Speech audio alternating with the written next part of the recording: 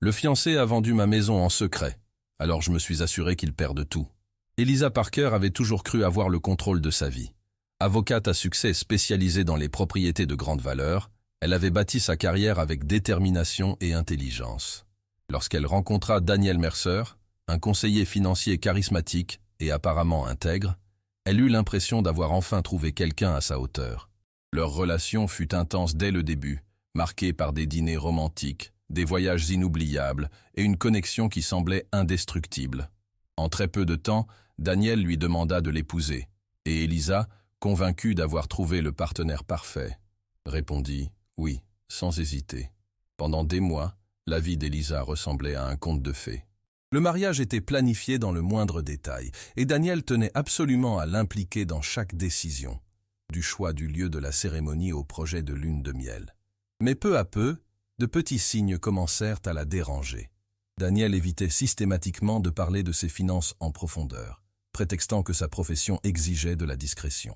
De plus, il manifestait un intérêt croissant pour les biens d'Elisa, posant des questions sur ses propriétés et sur les procédures juridiques impliquant ses clients. Au début, Elisa écartait toute suspicion, attribuant ses comportements à l'enthousiasme naturel de deux personnes qui bâtissent un avenir commun. Mais quelque chose en elle commença à s'éveiller. C'était une sensation troublante, une prémonition que quelque chose n'allait pas. Une nuit, en vérifiant les notifications de sa banque, elle découvrit une transaction qu'elle ne reconnaissait pas. Il s'agissait d'un montant modeste, presque insignifiant, mais réalisé à partir d'un compte qu'elle n'avait jamais autorisé. Son cœur s'emballa et un doute s'installa dans son esprit. Pourquoi Daniel aurait-il accès à une quelconque transaction en son nom? Le lendemain, elle tenta de rationaliser ce qu'elle avait vu. Peut-être s'agissait-il d'une erreur bancaire, d'une simple méprise. Mais lorsqu'elle décida d'examiner de plus près ses relevés financiers, elle découvrit d'autres petites transactions suspectes, toutes récentes. Ce qui l'inquiétait le plus, ce n'était pas le montant, mais la stratégie sous-jacente. En tant qu'avocate expérimentée, elle savait que ces mouvements pouvaient être des tests pour quelque chose de plus important. Lorsqu'elle en parla à Daniel, sa réaction fut immédiate et calculée. Il rit, déclara que c'était absurde et que, s'il voulait quelque chose d'elle, il n'aurait qu'à le demander. Mais la graine du doute avait déjà été semée. L'intuition qui l'avait guidé tant de fois dans ses décisions professionnelles lui signalait désormais que quelque chose n'allait pas. Et autant qu'elle aimait Daniel et voulait croire en son innocence, elle ne pouvait ignorer ces signes. Elisa savait que pour découvrir la vérité, elle devrait agir avec précaution. Les fiançailles de rêve commençaient à se transformer en une énigme dangereuse. Elisa essaya de poursuivre sa routine habituelle, mais l'inquiétude ne la quittait pas. Les jours passaient, et son esprit revenait sans cesse aux transactions bancaires suspectes et aux réponses évasives de Daniel. L'homme qui lui avait toujours semblé sûr de lui et transparent lui apparaissait désormais comme une énigme. Son instinct lui disait qu'il y avait quelque chose de bien plus grand derrière ces opérations. Mais le doute la rongeait. Exagérait-elle? L'anxiété obscurcissait-elle son jugement? Déterminée à ne pas agir précipitamment, Elisa opta pour une première démarche discrète. Elle contacta un ami de confiance, Michael Chen, expert en cybersécurité, et lui demanda d'analyser ses comptes bancaires et toute activité numérique suspecte. Michael ne posa aucune question. Il se contenta de lui assurer qu'il enquêterait et la tiendrait informée. Pendant ce temps, Elisa observait Daniel avec encore plus d'attention. Elle commença à remarquer des schémas, des appels qu'il évitait de prendre lorsqu'elle se trouvait à proximité, des messages qu'il effaçait rapidement, de petits changements de comportement qu'elle n'avait auparavant pas remarqués. La tension grandissait en elle, mais Elisa savait qu'elle ne pouvait pas le confronter sans preuves concrètes. Alors, elle décida de tester Daniel de manière subtile. Lors d'un dîner, elle mentionna de façon anodine un bien immobilier qu'elle avait hérité de sa grand-mère et dont elle parlait rarement. Elle observa attentivement sa réaction. À sa grande surprise, Daniel manifesta un intérêt exagéré, posant des questions détaillées sur l'emplacement et la valeur de la propriété. Un frisson parcourut son échine. Quelque chose se tramait, et elle devait découvrir ce que c'était avant qu'il ne soit trop tard. Quelques jours plus tard, Michael revint avec un rapport confirmant ses soupçons. De petites transactions avaient été effectuées sur son compte, possiblement des tests en vue de transferts plus importants. De plus, il découvrit qu'un accès à distance à ses fichiers avait été réalisé depuis un appareil inconnu. C'était une indication claire que quelqu'un tentait de s'immiscer dans ses finances. Lorsque Michael lui demanda si elle souhaitait impliquer les autorités, Elisa hésita. Elle n'était pas encore absolument sûre que Daniel en était le responsable. Mais un nouvel élément s'ajoutait à l'équation. Si ce n'était pas Daniel, qui d'autre aurait un tel intérêt pour ses biens? Et s'il était impliqué, jusqu'où irait-il? Plus que jamais, Elisa avait l'impression de marcher sur une mine. Elle ne pouvait faire entièrement confiance à personne, mais elle ne pouvait pas non plus laisser sa peur la paralyser. Il était temps de se préparer à ce qui allait suivre. Cette nuit-là, Elisa eut du mal à trouver le sommeil. Son cœur battait la chamade, et son esprit ne cessait de ressasser chaque détail des derniers jours. Les preuves s'accumulaient, mais la vérité lui échappait toujours. Elle avait besoin de quelque chose de concret avant de prendre une quelconque décision. C'est alors que, sans prévenir, la vie lui asséna le premier coup.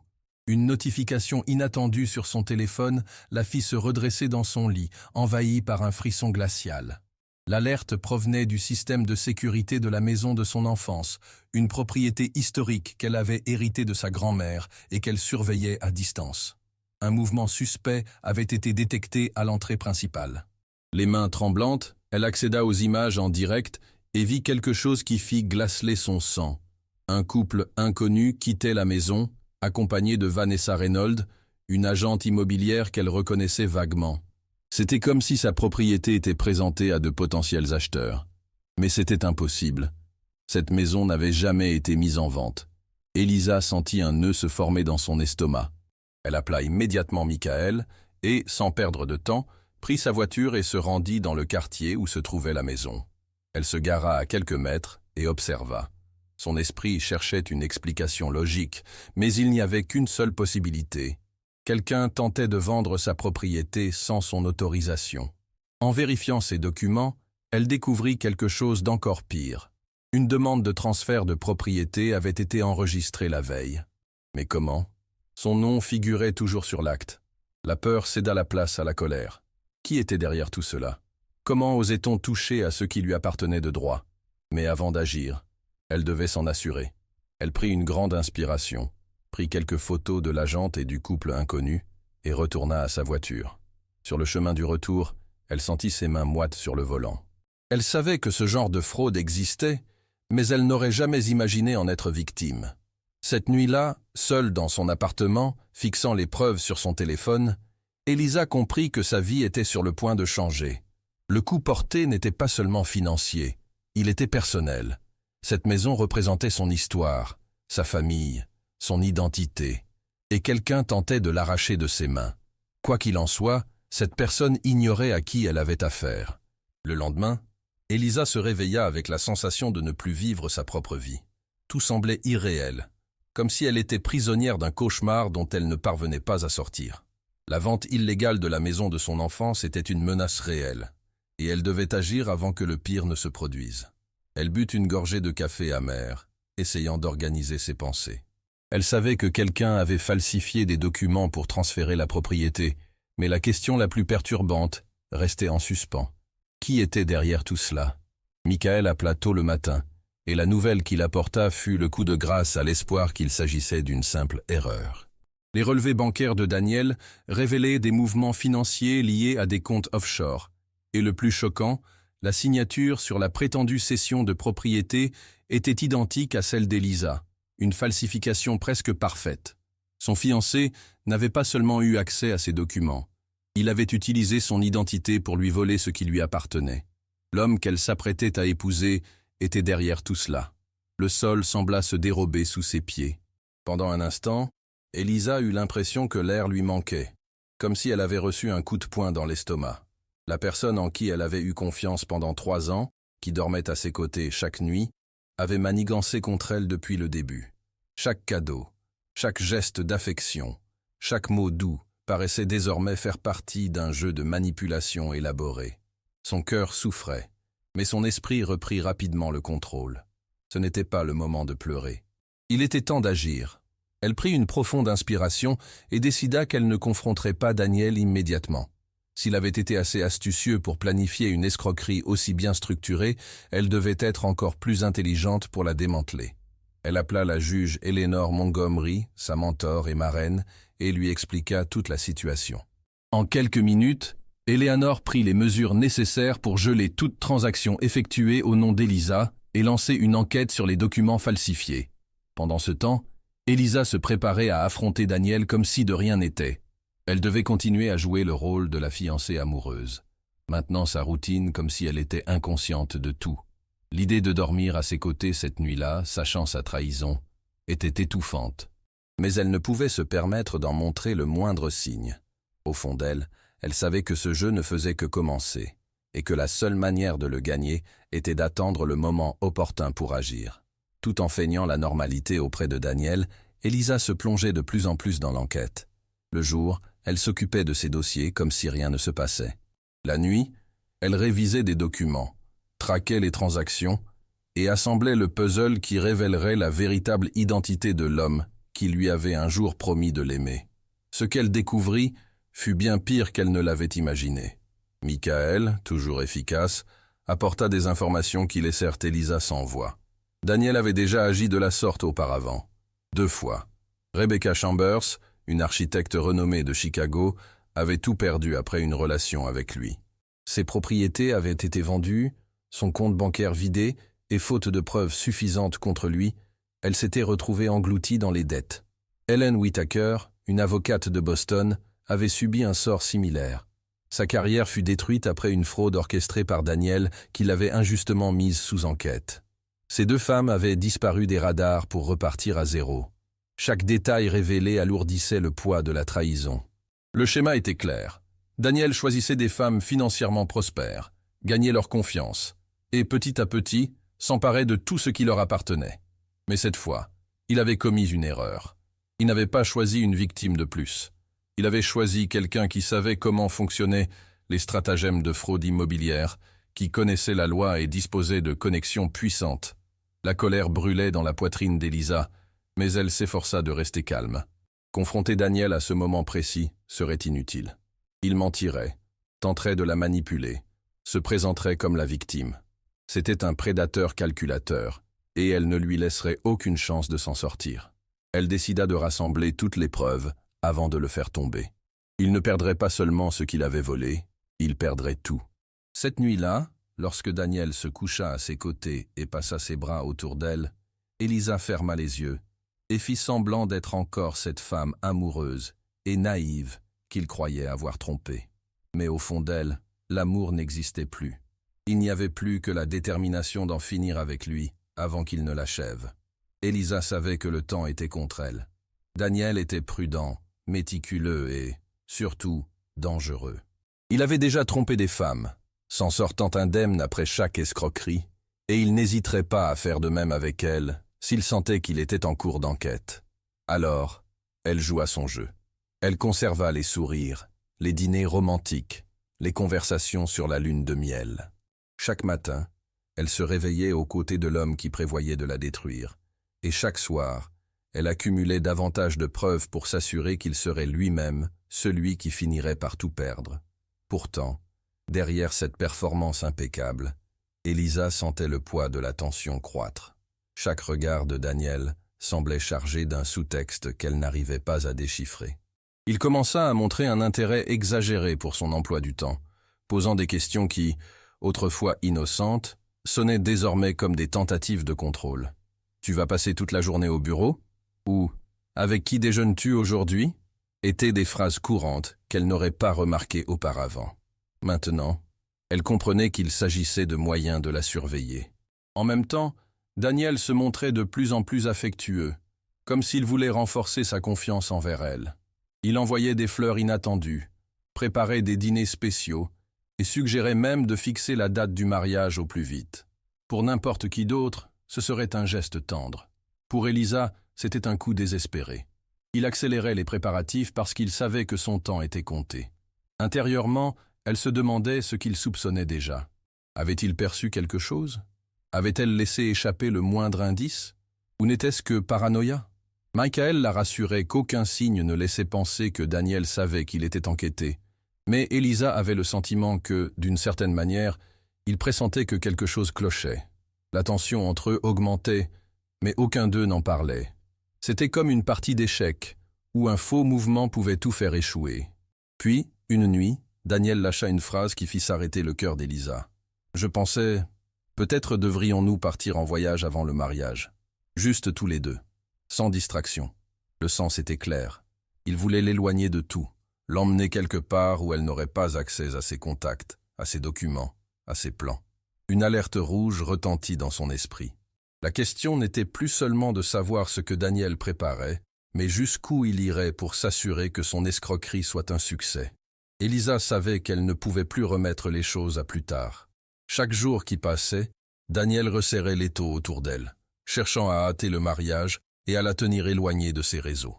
La proposition soudaine de voyage fut la confirmation qu'il était prêt à agir, et elle devait être un pas en avance.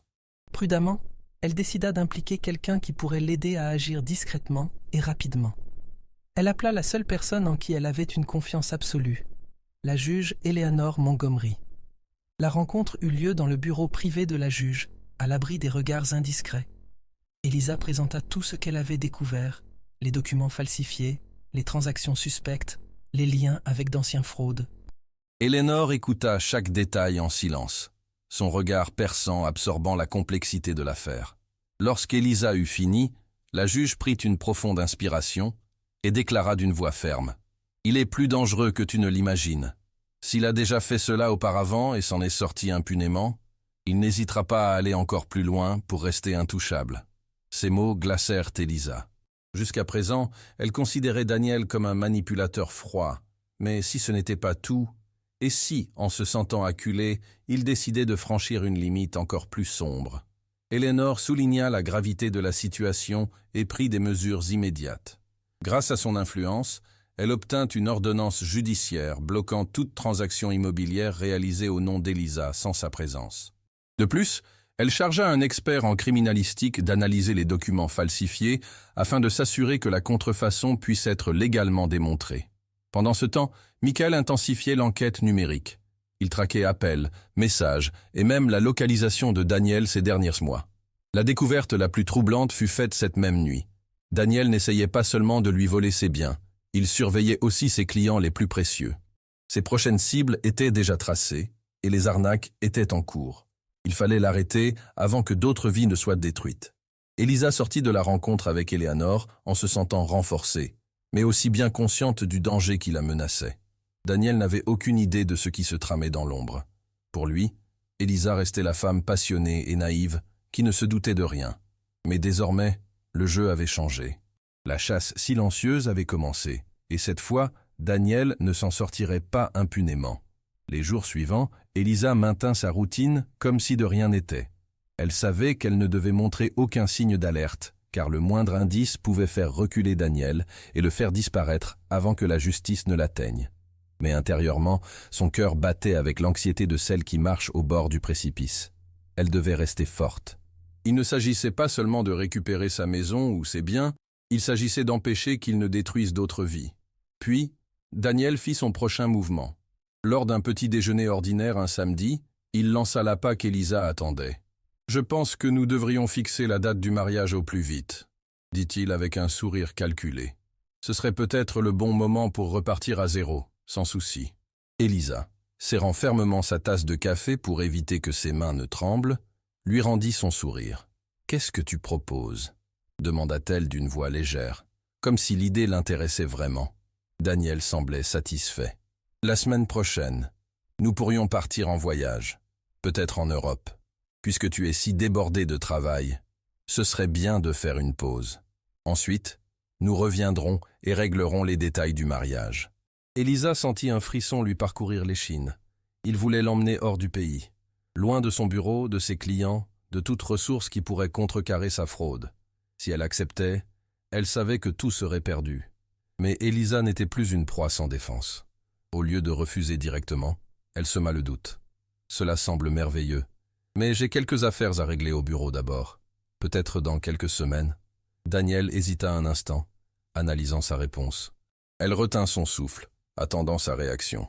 Puis, à son grand soulagement, il sourit et lui serra la main. « Ce qui te conviendra, mon amour. » Mais Elisa savait.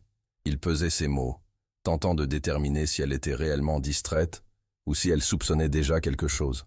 Cette nuit-là, allongée à ses côtés, Elisa fixa le plafond en luttant contre l'angoisse. Elle sentait que le temps lui était compté. Daniel devenait de plus en plus impatient, et des hommes comme lui ne supporteront pas les retards dans leurs plans. Elle devait agir avant qu'il ne prenne une décision définitive, et peut-être irréversible. S'il y avait un moment pour porter le coup de grâce, ce moment arrivait. Elisa savait déjà que Daniel était un escroc expérimenté, mais l'ampleur de ce qu'elle allait découvrir dépassait de loin ses pires craintes. Jusqu'à présent, elle pensait qu'il agissait seul, dupant des femmes prospères pour s'emparer de leurs biens. Cependant, les investigations de Michael révélèrent quelque chose de bien plus grand. Daniel n'était pas qu'un filou, il faisait partie d'un réseau criminel organisé, lié à des schémas de blanchiment d'argent. La connexion se fit par le biais d'un nom qui apparut à plusieurs reprises dans les registres financiers que Michael avait suivis, Arman Kazarian. Ce nom, inconnu d'Elisa, fit pâlir Michael. « Ce type n'est pas un simple investisseur », expliqua-t-il en ajustant ses lunettes tout en lui montrant les documents. « Il est lié à des opérations illégales internationales. Si Daniel travaille avec lui, ce n'est pas qu'une arnaque immobilière. Nous parlons ici d'un schéma bien plus dangereux. » L'impact de cette révélation laissa Elisa sans voix. Son fiancé n'essayait pas seulement de lui voler sa maison et son argent, il était une pièce d'un engrenage criminel bien plus vaste. Cela signifiait que, s'il découvrait qu'il était en train d'être enquêté, il pourrait recourir à des mesures extrêmes pour protéger ses intérêts. Le danger était réel et imminent. Si auparavant Elisa craignait de perdre ses biens, désormais elle craignait pour sa propre sécurité. C'est à cet instant précis qu'Eleanor prit une décision cruciale. « Cela dépasse le cadre d'une affaire civile », dit-elle d'une voix ferme. « Dorénavant, cette affaire sera traitée au niveau fédéral. » Grâce à ses connexions dans le système judiciaire, elle parvint à mobiliser une task force pour surveiller les mouvements de Daniel et de ses complices. Des agents gouvernementaux commencèrent à cartographier ses transactions, ses communications et ses rencontres. À chaque nouvelle découverte, il devenait évident qu'il n'était pas qu'un simple escroc. Il était un maillon essentiel d'un réseau beaucoup plus vaste. Elisa ressentit le poids de la situation sur ses épaules. Daniel l'avait choisi parce qu'il la considérait comme une cible vulnérable. Mais désormais, elle avait l'avantage. Même si elle se retrouvait face à des criminels dangereux, elle savait qu'elle ne pouvait pas reculer. Daniel et ses acolytes n'avaient pas seulement tenté de la détruire. Ils avaient essayé d'effacer son histoire, son identité. Et maintenant, elle était résolue à faire en sorte que justice soit rendue, quel qu'en soit le prix. Plus Elisa enquêtait, plus il devenait évident que Daniel n'agissait pas seul. L'arnaque dont elle était victime n'était qu'un élément d'un stratagème bien plus complexe, impliquant avocats, agents immobiliers et même employés du secteur financier. Chaque document frauduleux, chaque transaction suspecte, chaque signature falsifiée pointait vers un réseau de complices opérant avec une précision chirurgicale. Ce n'était pas seulement un crime contre elle, c'était un système construit pour exploiter des victimes comme elle. La première pièce maîtresse se mit en place lorsque Michael découvrit que l'agente immobilière qui tentait de vendre la maison de son enfance, Vanessa Reynolds, était mariée à Timothy Reynolds, un assistant juridique travaillant pour l'un des cabinets les plus prestigieux de la ville. C'est lui qui avait traité les documents falsifiés du transfert de propriété. Mais Timothy n'était pas qu'un simple exécutant de l'arnaque.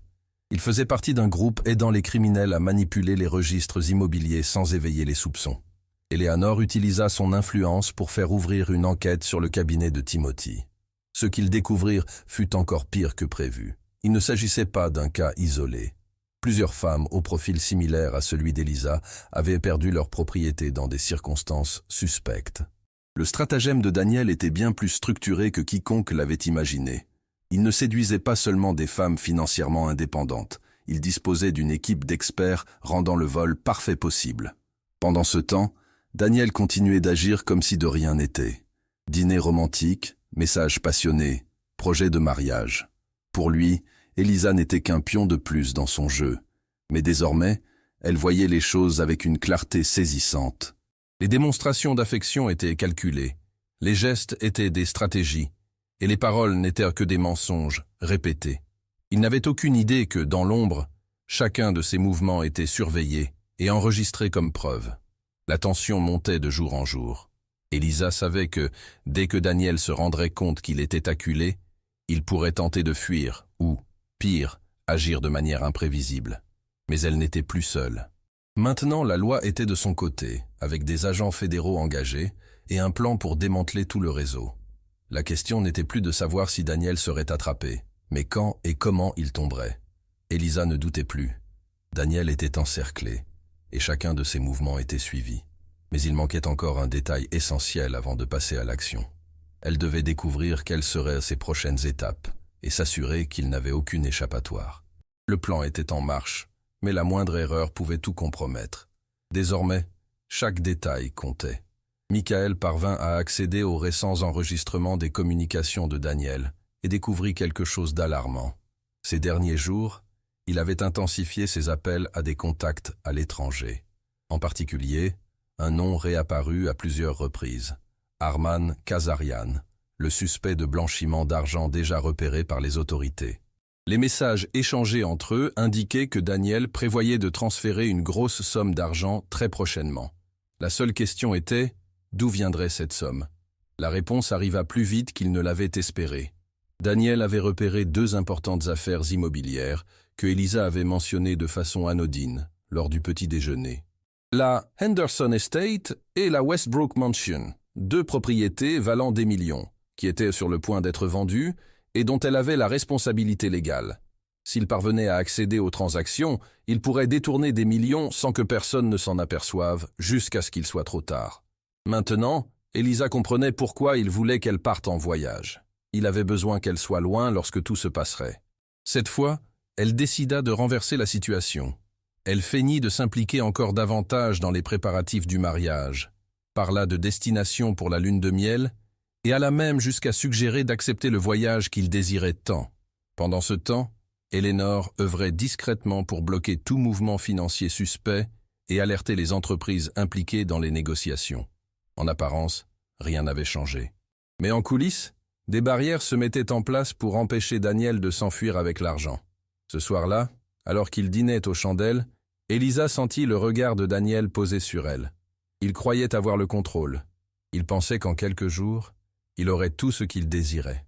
Il ignorait que, dès l'aube, son château de cartes commencerait à s'effondrer. Le coup final était sur le point d'être porté. Et cette fois, c'était lui qui ne verrait pas venir le renversement. Elisa perfectionna son jeu. Chaque matin, elle se réveillait auprès de Daniel et se permettait de sourire comme si elle était excitée par cette nouvelle phase de leur vie. Elle parlait des détails du mariage, montrait de l'intérêt pour le voyage et plaisantait même sur le nombre de robes qu'elle devrait emporter. Mais intérieurement, son esprit était ailleurs. Elle savait que chaque seconde comptait. L'étau se resserrait, mais Daniel n'en avait toujours pas pris conscience. Dans l'ombre, Eleanor et les agents fédéraux faisaient avancer l'enquête. La Henderson Estate et la Westbrook Mansion, les cibles de Daniel, étaient désormais surveillées et toute tentative d'accès serait repérée. De plus, Michael parvint à infiltrer un logiciel espion dans l'ordinateur secondaire de Daniel, celui qu'il pensait être sécurisé. En quelques minutes, ils eurent accès à des tableaux détaillés recensant mouvements financiers, contrats falsifiés et relevés de comptes offshore. Ce qu'ils virent confirma tout. Daniel n'était pas seulement un voleur de propriété. Il orchestrava un vaste stratagème frauduleux, détournant les avoirs de femmes prospères vers des sociétés écrans. Mais ce qui attira le plus l'attention fut un nom récurrent dans les dossiers. Julian Hargrove, un promoteur immobilier connu pour démolir des maisons historiques afin d'y ériger des projets de luxe. Il était l'acheteur caché de la maison d'Elisa. Daniel ne voulait pas seulement la vendre, il voulait la détruire pour effacer tout lien avec son histoire. La rage bouillonnait en elle, mais Elisa conserva son masque. Ce soir-là, lorsque Daniel suggéra de porter un toast pour célébrer la vie incroyable que nous aurons ensemble, elle leva son verre et sourit. Elle feignit d'être complètement subjuguée par l'illusion qu'il avait créée. Et c'est là, en regardant dans les yeux de l'homme qui envisageait de l'effacer, qu'elle prit sa décision finale. Elle ne voulait pas seulement qu'il soit arrêté. Elle voulait qu'il sache, à l'instant précis, qu'il avait perdu. Elle voulait qu'il ressente le même désespoir que tant de femmes avaient éprouvé en se faisant tromper par lui. Le lendemain, alors que Daniel partait pour une réunion d'affaires, Elisa envoya un message unique à Eleanor. « Il est temps. Le plan avait été minutieusement élaboré. Tandis que Daniel croyait que tout se déroulait comme prévu, Elisa et son équipe veillaient à ce que chaque pièce soit à sa place. Les agents fédéraux surveillaient déjà chacun de ses mouvements. Ses contacts étaient sous surveillance et ses comptes bancaires s'apprêtaient à être gelés. Mais personne n'avait prévu ce qui se passa cet après-midi-là. Daniel commença à se méfier. Michael remarqua le premier changement en surveillant les communications de Daniel. Soudain, il cessa d'utiliser ses moyens habituels de contact et commença à appeler des numéros inconnus, ne restant en ligne que quelques secondes. De plus, il accéda à son compte bancaire depuis un appareil non enregistré, comme pour vérifier si quelque chose avait été modifié. Il sentit l'étau se resserrer, et cela le rendait imprévisible. La confirmation arriva quelques heures plus tard. Un des informateurs d'Eleanor, travaillant au bureau des registres, rapporta que Daniel avait tenté d'avancer le transfert de la maison d'Elisa au nom de Julian Hargrove. Ce qui, jusque-là, était programmé pour dans quelques jours, devenait maintenant urgent. Il savait que le temps pressait. S'il parvenait à accélérer les démarches et à liquider les biens avant l'intervention des autorités, il pourrait encore s'enfuir avec des millions. À cet instant, Elisa comprit qu'elle devait agir avant l'heure prévue. Elle appela Eleanor, qui réorganisa rapidement l'opération. Le mandat d'arrêt de Daniel était déjà prêt, mais il devait être exécuté au moment précis pour qu'il ne s'échappe pas. Le piège était tendu, et il marchait droit dedans sans s'en apercevoir. Cette nuit-là, en rentrant chez elle, Elisa trouva Daniel plus agité que jamais. Il essayait de garder son calme, mais ses yeux trahissaient une nervosité nouvelle. Moins sûr, plus calculateur, elle se rendit compte qu'en son fort intérieur, il pressentait déjà que quelque chose n'allait pas, mais il n'arrivait pas à en saisir la nature. « Je pense que nous devrions aller en Europe avant le mariage », suggéra-t-il, feignant la normalité. « Nous pourrions régler tout cela là-bas, tranquillement. » Elisa serra son verre de vin et sourit. « Ça me paraît être une excellente idée, » mentit-elle. Mais au fond, elle savait qu'il n'irait nulle part. Le lendemain, il serait arrêté. Ce matin-là, Daniel se réveilla en croyant avoir le contrôle. Il prit sa douche, enfila son costume impeccable et suivit sa routine comme si rien ne se passait. Pour lui, tout était sur le point de s'arranger. Les formalités concernant la maison d'Elisa étaient en cours de finalisation, et ses transactions internationales touchaient à leur fin. En quelques heures, il serait libre, avec des millions sur son compte et aucune trace de fraude. Mais ce que Daniel ignorait, c'était qu'au moment où il franchit la porte de l'appartement pour entamer une nouvelle journée de travail, des agents fédéraux étaient déjà stratégiquement positionnés. Tandis qu'il se dirigeait pour rencontrer Julian Hargrove et finaliser les derniers détails de la vente frauduleuse, Elisa reçut un message discret de Michael. « Il est en route, tout est prêt. » Elle lut le message, prit une profonde inspiration et regarda la bague de fiançailles qui ornait son doigt. Le symbole du mensonge qu'elle avait vécu pendant tant d'années. D'un geste froid, elle l'enleva et le déposa sur la table. L'arrestation fut rapide et précise. Daniel entra dans l'immeuble où la réunion avec Hargrove devait se tenir, sans se douter qu'il était encerclé. Dès qu'il posa le pied dans la salle, des agents firent irruption, armes au poing. « Daniel Mercer, vous êtes en état d'arrestation pour fraude, blanchiment d'argent et falsification de documents », annonça l'un des agents en lui passant les menottes. Pour la première fois, l'homme qui arborait toujours un sourire confiant perdit toute contenance. Son monde s'effondra devant ses yeux. Pendant ce temps, Elisa suivait la scène depuis un endroit sûr, aux côtés d'Eleanor et de Michael. Elle observa, grâce aux caméras de surveillance, comment Daniel était escorté hors de l'immeuble, les mains menottées, le visage pâle et le regard vide. Elle avait attendu des années pour ce moment. L'homme qui avait tenté de la détruire se retrouvait maintenant face aux conséquences de ses actes. Mais il manquait encore quelque chose. Quelques minutes plus tard, Daniel fut placé dans une voiture de police. Avant que la portière ne se referme, un agent lui remit une enveloppe. À l'intérieur, il y avait une unique feuille, une copie de l'acte original de la maison d'Elisa, signée par la véritable propriétaire, elle-même. En bas de page, une phrase manuscrite disait « Tu as perdu ». Et, pour la première fois, Daniel connut ce que c'était que d'être du mauvais côté de l'arnaque. Au moment où Daniel fut conduit au commissariat fédéral, l'illusion qu'il avait bâtie pendant des années s'effondra. Lui, qui avait toujours tenu les rênes, n'était plus qu'un criminel menotté, sans pouvoir, sans argent et sans échappatoire. Son esprit s'agitait frénétiquement, cherchant une erreur, une faille, quelque chose qui pourrait renverser la situation. Mais la vérité était qu'il avait été vaincu à son propre jeu, et cela le détruisait intérieurement. Elisa, accompagnée d'Éléanore et de Michael, observait tout de loin. Il n'était pas nécessaire de l'affronter directement. Tout ce qu'il fallait dire avait déjà été exprimé par les preuves, le mandat d'arrêt et l'enveloppe qu'il avait reçue lors de sa capture. Daniel avait passé sa vie à exploiter la confiance des autres, et maintenant, il faisait l'expérience d'être dupé. Pour la première fois, il ne vit pas le piège venir. Dans la salle d'interrogatoire, les agents fédéraux démantelèrent sans difficulté la version de Daniel. L'homme, qui avait toujours été articulé et calculateur, se montrait désormais hésitant, incapable de justifier les preuves accablantes contre lui. Ses comptes bancaires avaient été gelés, ses complices commencèrent à être arrêtés, et les registres falsifiés qu'il avait tant tenté de dissimuler se trouvaient désormais entre les mains de la justice. Sans issue, Daniel tenta de recourir à sa dernière stratégie, la manipulation émotionnelle. « Je l'aimais », déclara-t-il en fixant la caméra de la salle d'interrogatoire, comme s'il s'adressait directement à Elisa. « Tout ce que j'ai fait, c'était pour nous. » Mais ces mots n'avaient plus aucune signification. Éléanore observa la scène sans émoi, tandis qu'Elisa ne ressentait qu'indifférence. Il n'aimait personne d'autre que lui-même. Chaque geste, chaque parole, chaque plan avait toujours été froidement calculé pour son propre bénéfice. Mais désormais, rien de tout cela n'avait d'importance. Le masque était tombé. Il ne restait plus de charme, plus de séduction, plus de pouvoir. Daniel était seul, et la seule chose qui lui restait était d'affronter les conséquences de ses actes. Son empire de mensonges s'était effondré, et il était sur le point de payer le prix pour tout ce qu'il avait fait.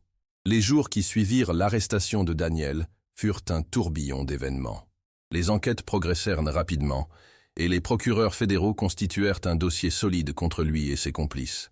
Julian Hargrove, le promoteur qui envisageait de démolir la maison d'Elisa, fut arrêté alors qu'il tentait d'embarquer dans un jet privé pour quitter le pays. Vanessa et Timothy Reynolds, responsables de la documentation frauduleuse, furent arrêtés pour avoir facilité la falsification de documents et la fraude immobilière. Le réseau criminel s'effondrait. Elisa suivait tout cela avec un mélange de soulagement et d'épuisement.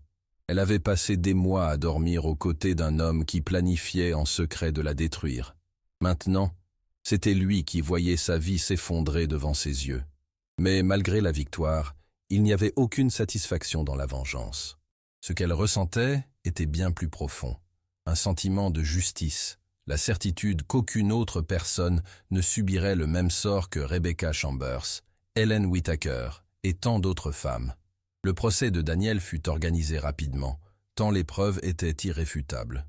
Face à la menace d'une peine de plus de 30 ans de prison, il tenta de négocier une réduction de peine en offrant des informations sur ses contacts internationaux et sur Arman Kazarian.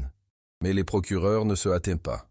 Le nom de Kazarian figurait déjà sur le radar des autorités, et chaque détail fourni par Daniel ne faisait que renforcer le dossier contre l'organisation criminelle. Le jour où Daniel fut condamné, Elisa n'assista pas au tribunal. Elle n'avait pas besoin de le revoir pour savoir qu'il allait enfin payer pour ses actes. À la place, elle passa la journée dans la maison qu'il avait tenté de lui voler.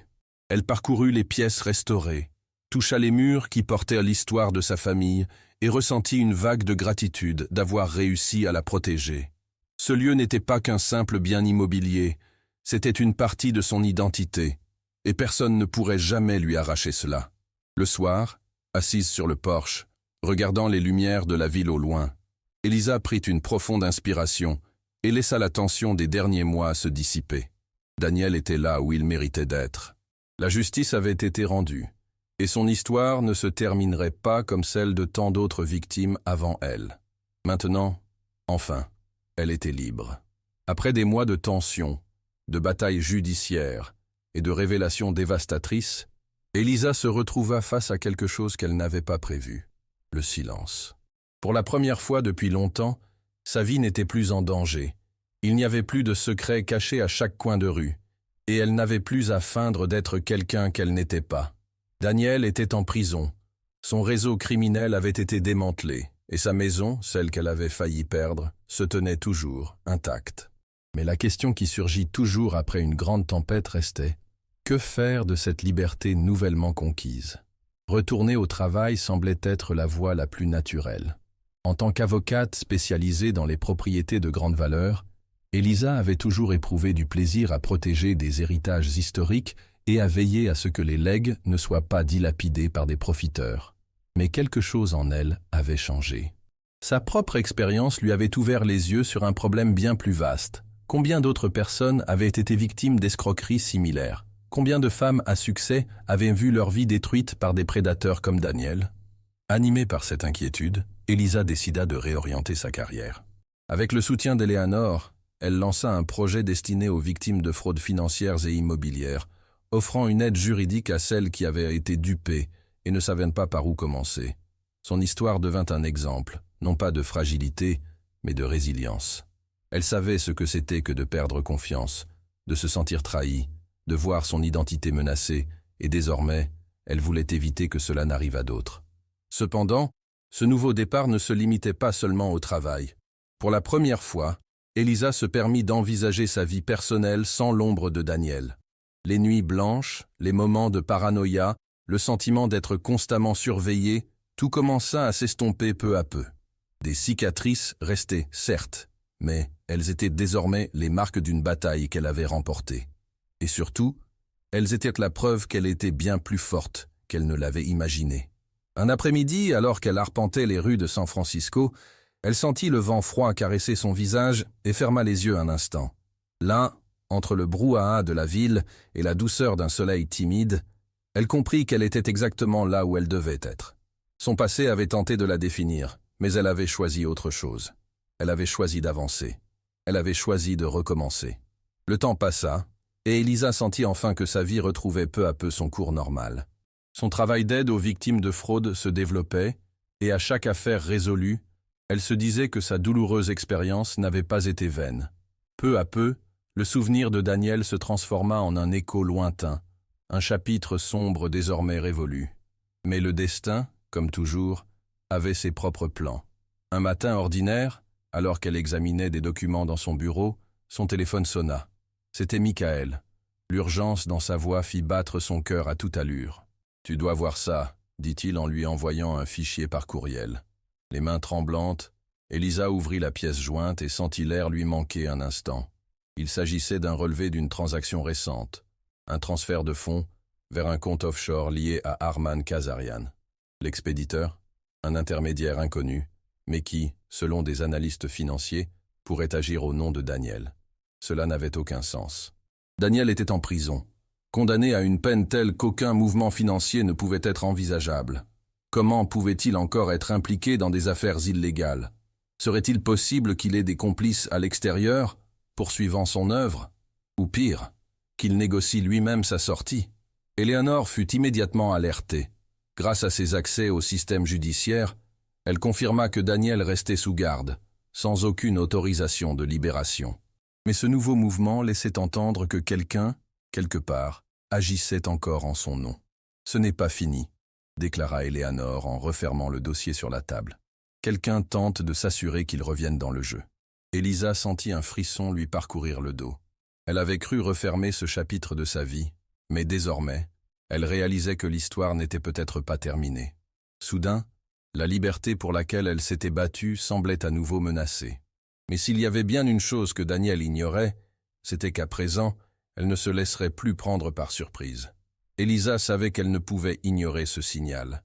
Si Daniel possédait encore de l'influence en dehors de la prison, cela signifiait que son réseau n'avait pas été complètement démantelé.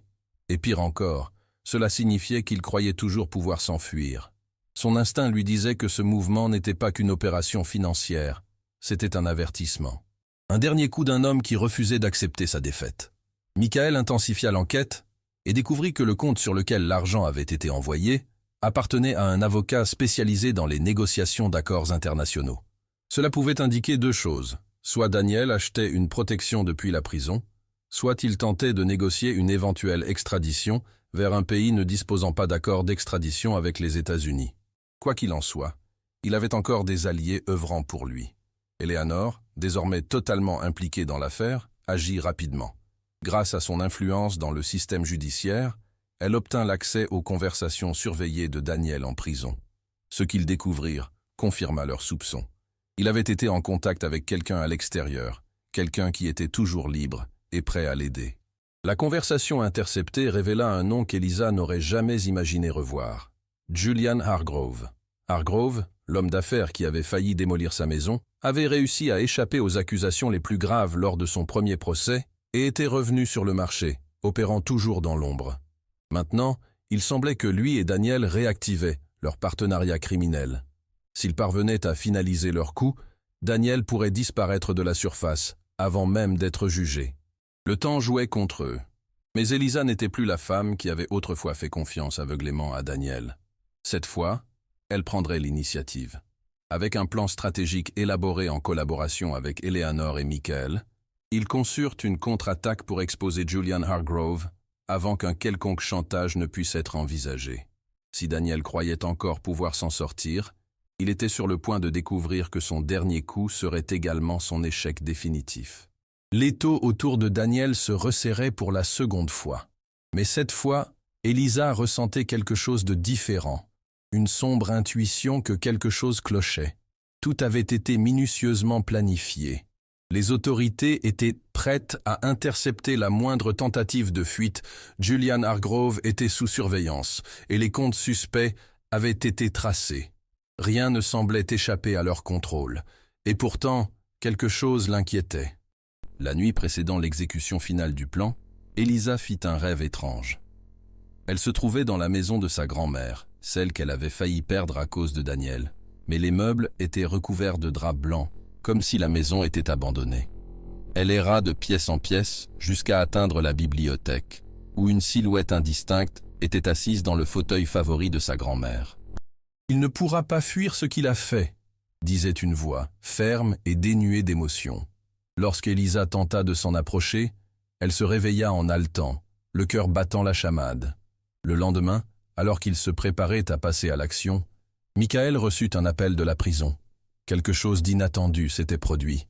Daniel Mercer était mort, retrouvé sans vie dans sa cellule, sans signes évidents de violence, sans message d'adieu, sans aucune explication apparente. L'homme qui avait trompé tant de personnes, qui avait passé des années à orchestrer des escroqueries, avait simplement disparu, avant même d'être jugé. La nouvelle tomba comme un coup de tonnerre. Comment cela était-il possible? Aucune preuve n'indiquait qu'il avait été assassiné, et même les médecins légistes restaient incertains quant à la cause exacte de sa mort. Un infarctus fulgurant? Un empoisonnement indétectable? Ou simplement le poids d'un esprit criminel incapable de supporter sa propre faim? Rien n'avait de sens. Et le plus troublant, les transactions qui lui étaient liées cessèrent instantanément, comme si quelqu'un, quelque part, savait déjà qu'il n'aurait plus besoin de cet argent. Cette nuit-là, Elisa resta immobile devant sa maison, regardant les fenêtres illuminées, ressentant que, d'une manière ou d'une autre, tout cela dépassait sa compréhension. Daniel avait été puni, mais pas de la manière qu'elle avait espérée. Jusqu'à ce jour, personne n'a pu expliquer exactement ce qui s'était passé. Mais, d'une certaine façon, Elisa savait que justice avait été rendue, d'une manière que même la loi ne pouvait prévoir. Si cette histoire a touché ton cœur, partage-la avec quelqu'un qui a besoin de ce message de surpassement et de justice. Abonne-toi pour plus d'histoires inspirantes de courage et de détermination. Rejoins notre communauté pour te laisser émouvoir par des récits authentiques de force et de transformation.